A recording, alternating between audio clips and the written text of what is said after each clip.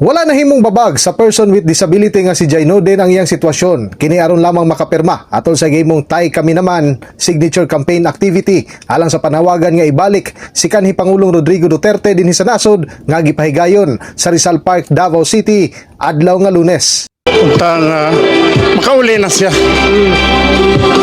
Alablis untang tagaan sa panahon nga makauli na sa iyang health.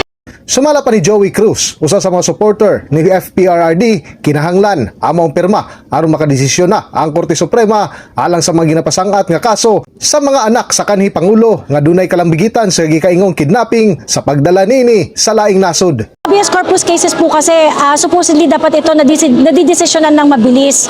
Dahil ang tanong sa mga habeas corpus cases ay kung ano ang legal na basihan ng isang tao kung bakit siya na-deprive ng kanyang kalayaan. At yun ang exactly ginawa kay PRRD.